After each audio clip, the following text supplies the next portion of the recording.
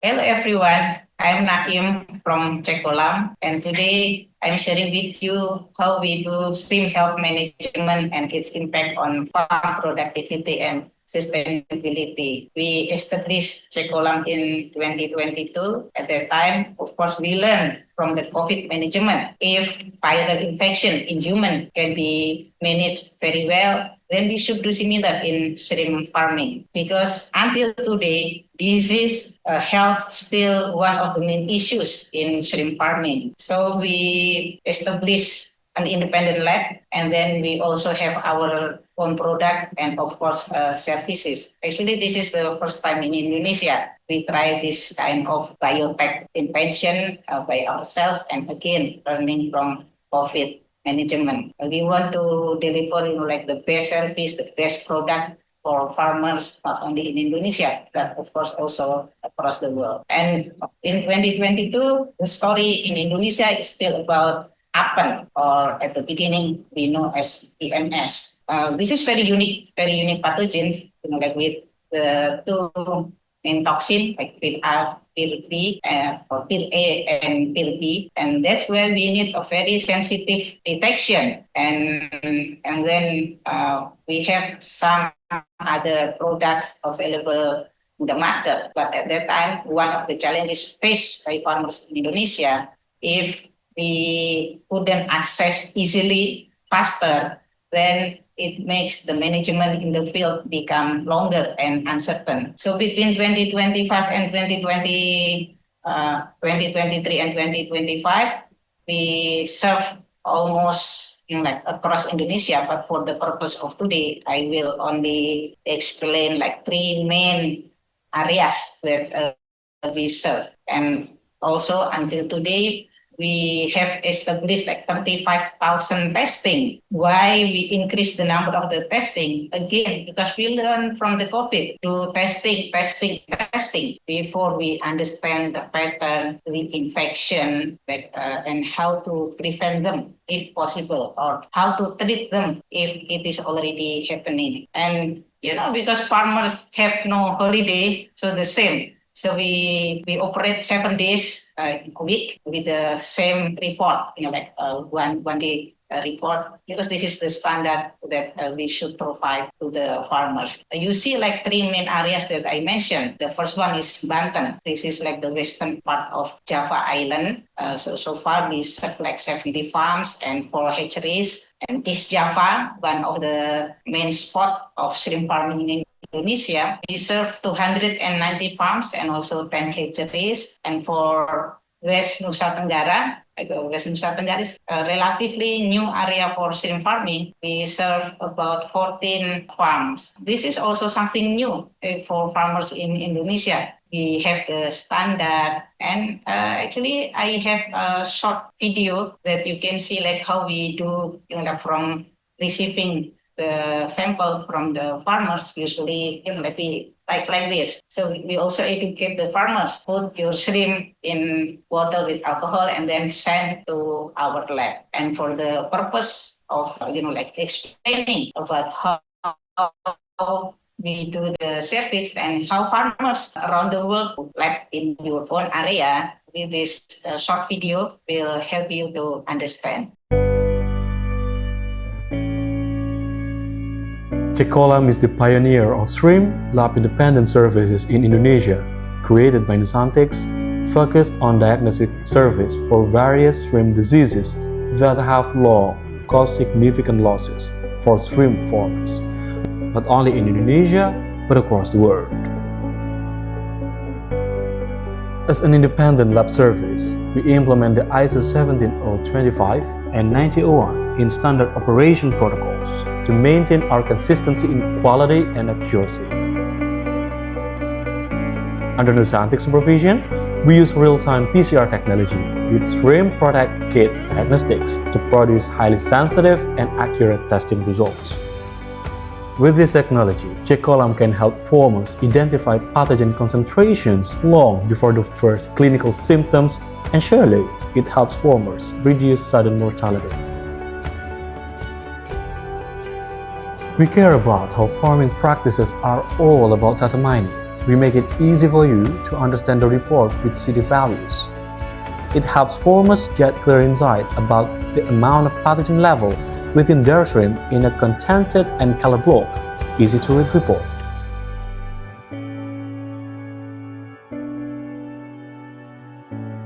Not only make it easy to understand, we give you full support with commitment to deliver same-day services for 7 days to help farmers get in-depth analysis without any delay, to do quick and mindful treatment. Creating sustainable farming is the responsibility of all, and Jack Column is ready to be part of the best farming methods.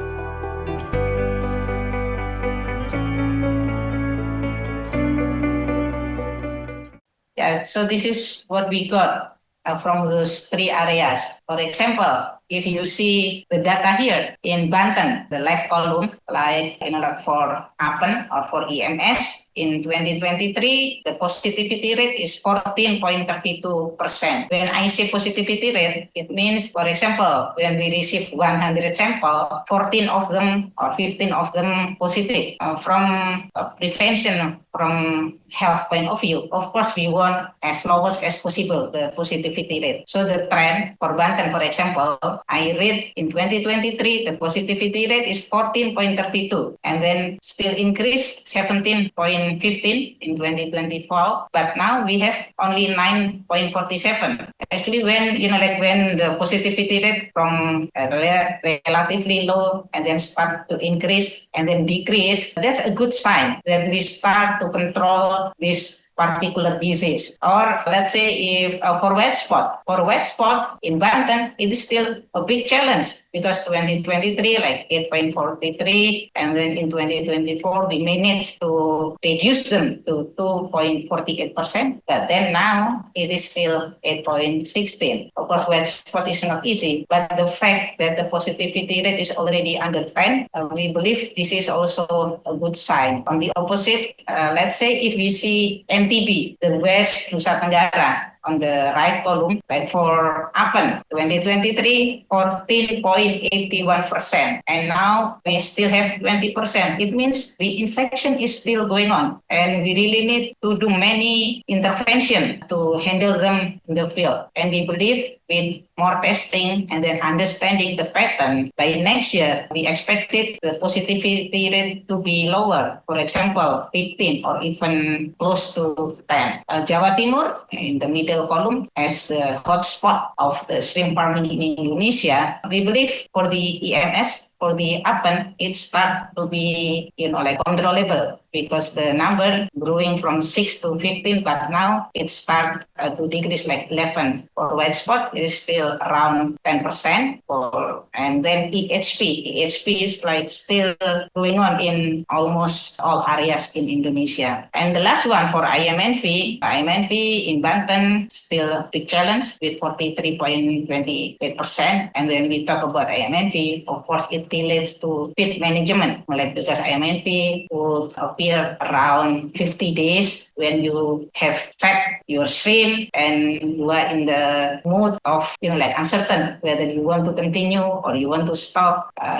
Your shrimp is start to grow, whether you have to feed them, but at the same time you have to reduce the feeding when the IMNV is happening. So I think for IMNV, EHP is still challenge in Indonesia for 2024 and 2025. Even in new places like NTB, for IMNV, for this year still 25, and it started with 55. In places where IMNV is happening, this is still a big challenge for us. In summary, from these three areas, there are like good hope, for example, the Appen in Banten, we believe it is going to be controllable, but at the same time, we need to be very careful for other diseases with still high positivity rate. And when we say high, it means like above 20%. If it is already under 10, it is in a relatively good shape. And this is what we learned after doing those 35,000 testing. 70%, more than 70% of hatcheries perform testing of the post larvae before it is delivered to the farm. Of course, it will,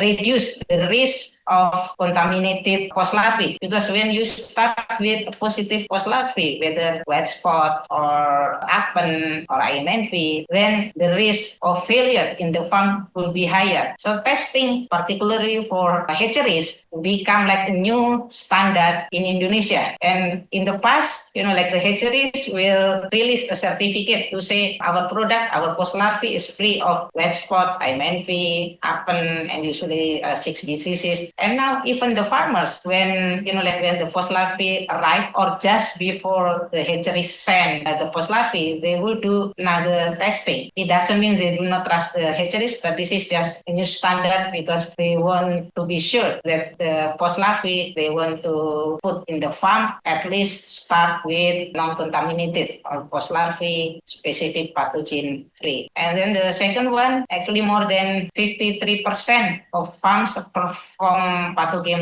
monitoring on a schedule to prevent rising mortality. For example, we have several farms, they would send the samples around day 10 to 15, and then let's say they're negative. Everything is negative. They will do another checking around day 30s, because around day 30 is very risky for white spot. And even if they found, everything was negative, they will do another testing around day 50. There's like the risk for IMNV, for the infectious myonecrosis. And sometimes farmers even ask me if our farms is in good condition, and then the risk is always negative.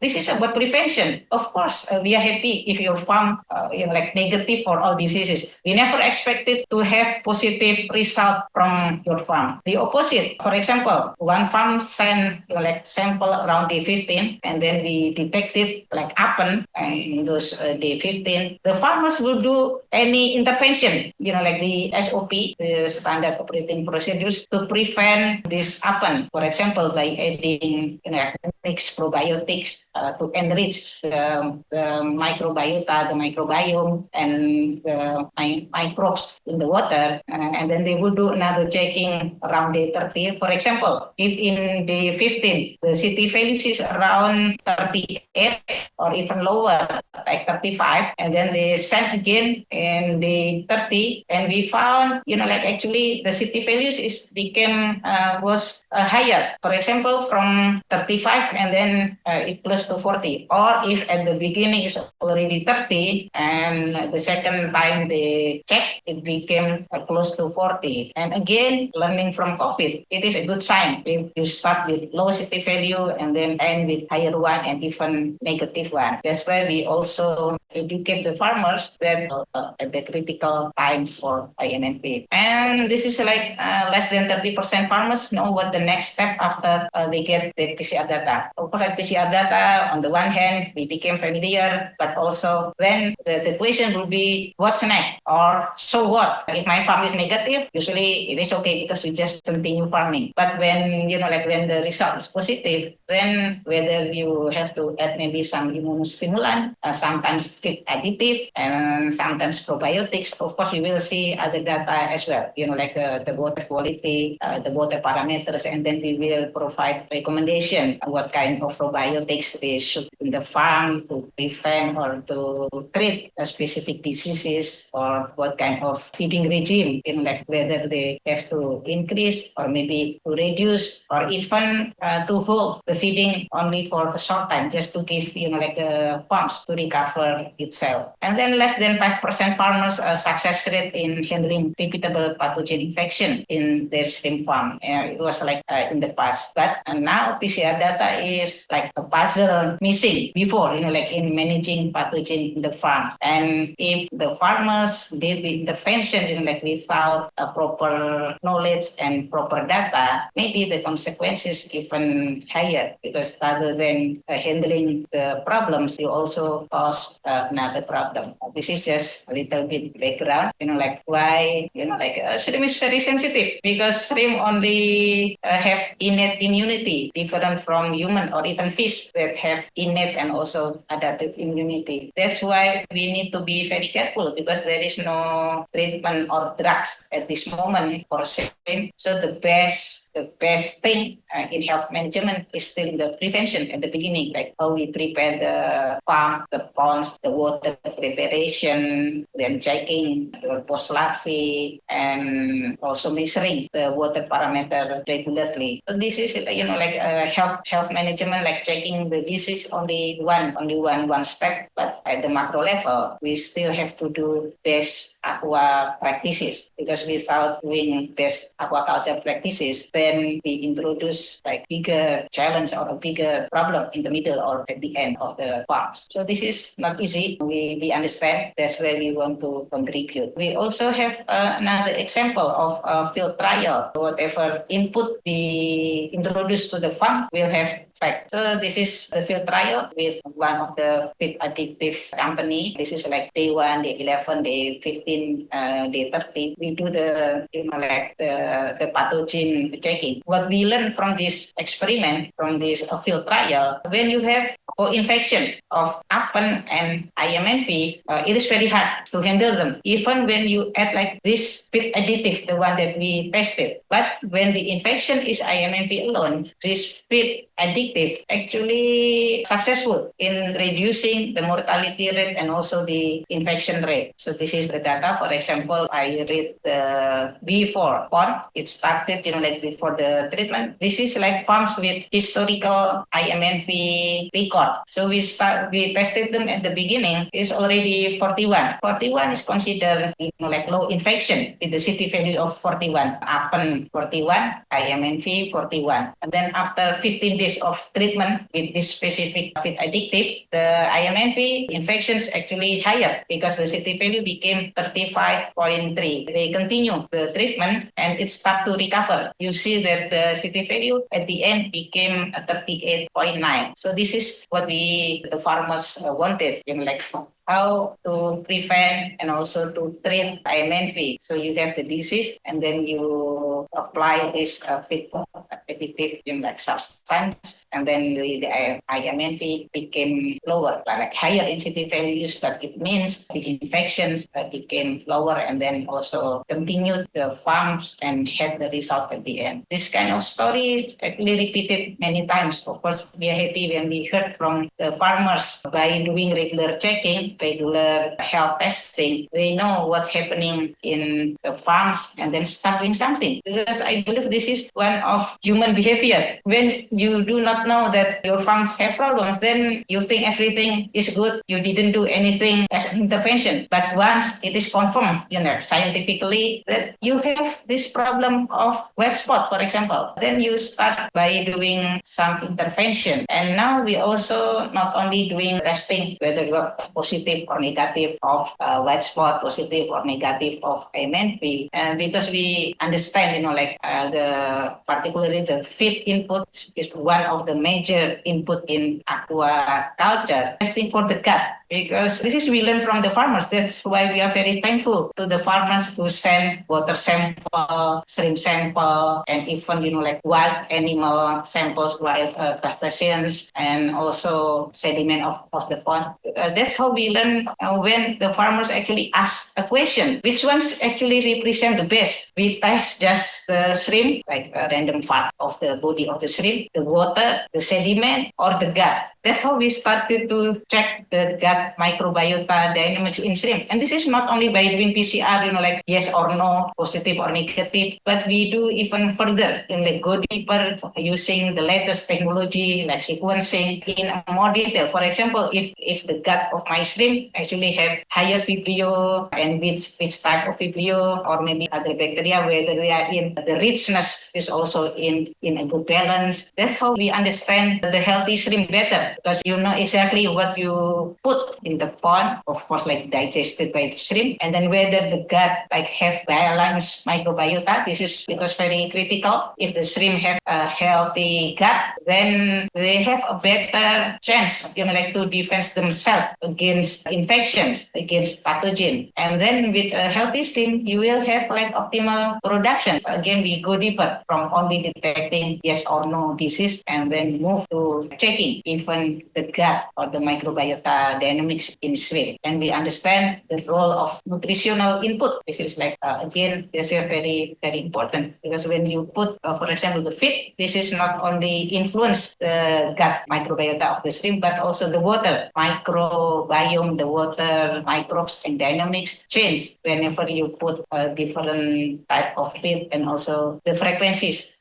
you put your feed. Of course, in the wild, like wild shrimp, they eat almost all the time, even though at night, because it's nocturnal, they would eat higher compared to during the day. But in the farm, for example, there are farms that feed the shrimp 4 times, 6 times, or 5 times, and then we start learning the difference when you apply the feed, like feeding regime. And we believe, again, like health management is part of a good ecosystem, because shrimp farming is not only about checking the disease. This is also about, like the hatchery, the feed meal, and even the cold storage. So this is like ecosystem from the upstream to the downstream. And we want to contribute specific role in ensuring that your shrimp is healthy, your water is in a good shape from pathogen point of view, from a biology point of view, and then also, of course, the sediment. Even at the beginning, a little bit unusual for us, we also receive samples from feed company or farmers who send feed sample to us, and then we start learning different things from different samples. Even also the broodstock, the company also send broodstock to us, because only by doing checking, like from upstream to downstream, broodstock, hatcheries on farm, then even the gut microbiota. That's how we start understanding better about shrimp dynamics. Of course, with the hope in the future, we start having lower positivity rate in terms of disease, and then healthier shrimp and better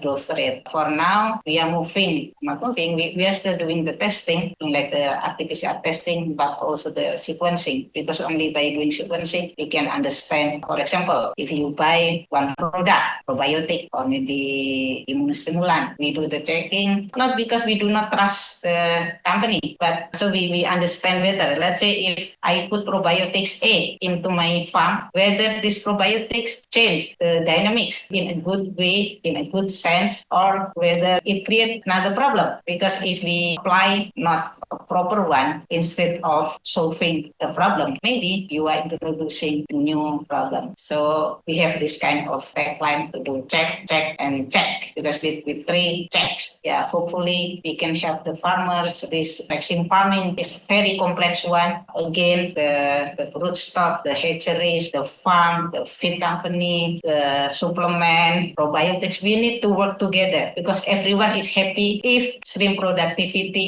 is higher, if we can maintain the growth rate, if we can handle the challenges, for example, in terms of pathogens. And our contribution from Cecolam is in ensuring whether the pathogens in your farm and how healthy is the gut of your shrimp by applying the latest technology sequencing. Because only by doing that, we do it scientifically with high sensitivity rate, with high specificity rate, and we start handling shrimp problem one by one. So thank you, everyone. I hope you have a good result in your farm to feed the world. Thank you.